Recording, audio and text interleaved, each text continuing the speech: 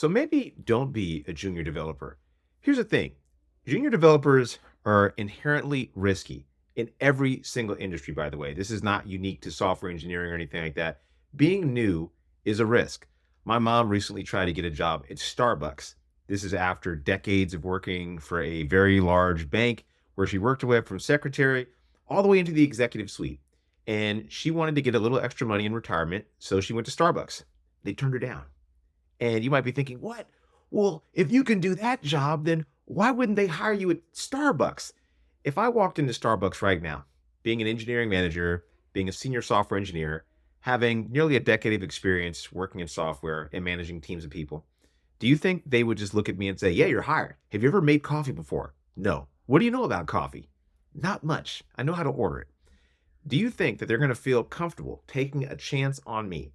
And if they do, what do you think the top level that I would be able to achieve there is off the bat? Do you think they'd put me at the bottom rank or at the top rank? Probably at the very bottom, right? This is the reality of switching careers. And you might be saying, well, I am junior. Yeah, I get it. Just bear with me here a little bit. The word junior is so subjective that it's nearly meaningless, right? It basically boils down to, are you somebody that has so little practical experience that you can't really be trusted to do anything on your own? You need significant handholding for months, maybe even a year. You need to take on really easy assignments, and you're not going to contribute much. But here's the thing, every single developer is going to be junior when they first join a company, unless they're already very senior, right? So unless you're super senior, you're going to be pretty junior when you start.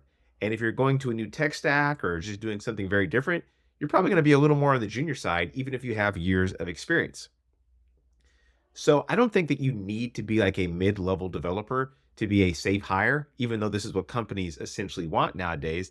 You just need to avoid the telltale signs that you are, in fact, a junior. So how do you do that? When I go on LinkedIn and people will send me their resume or their LinkedIn and they'll say, hey, tell me what's wrong with this thing. And I'm like, I can just tell you my opinion based on being a software engineer, looking at tons of resumes and looking through lots of LinkedIn profiles, that here are some big red flags you probably want to remove. And if you're a recruiter and you're in the comments, please let me know if I'm right or I'm way off base here.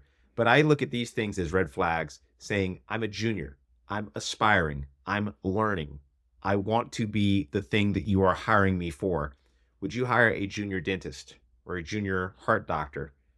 Would you hire a junior mechanic to fix your car? You probably wouldn't. Why do you need to tell people this stuff? It's really none of their business in the first place and probably doesn't help you in any regard at all. I get what you're trying to say. You're trying to show your enthusiasm and you want to say, hey, I'm learning and I'm really excited to learn. But in today's market where there is basically evenness between the amount of talent and the amount of jobs, maybe a little bit skewed in either direction, not greatly as people would have you believe. There's still about as many jobs as software developers out there, real software developers, not people that can just write some HTML and CSS. I'm talking about people with actual skills that are looking for work. The amount of jobs for these people is about even.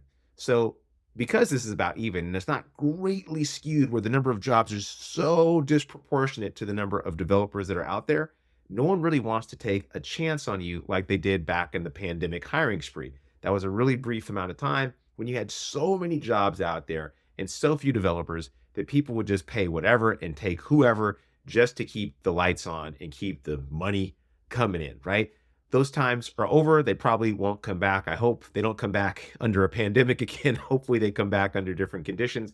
Looks like AI may set off another huge cycle of this happening in the next couple of years. We will see, right? So don't say aspiring, junior, learning. Don't talk about the project from your school or your boot camp.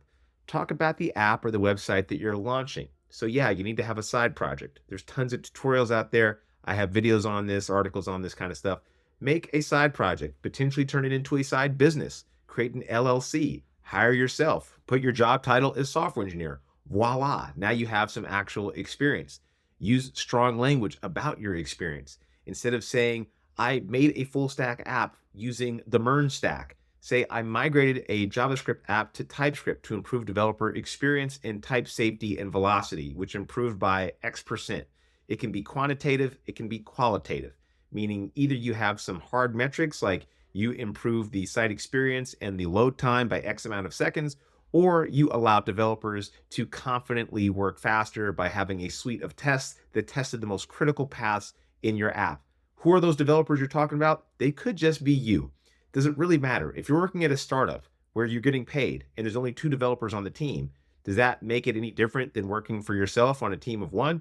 It depends on how you decide to package and sell yourself as a developer. I'm not telling you to lie. If you do, that's a really quick path towards failure. But I'm also just telling you what I would be doing if I was you trying to get that job and how to de risk yourself on the internet. Me and my partner Zubin talk about this a lot in our program, parsity.io/inner-circle. If you're interested in joining and not just learning how to code, but actually how to transition into a different career, join us. Hopefully that's helpful. See you around.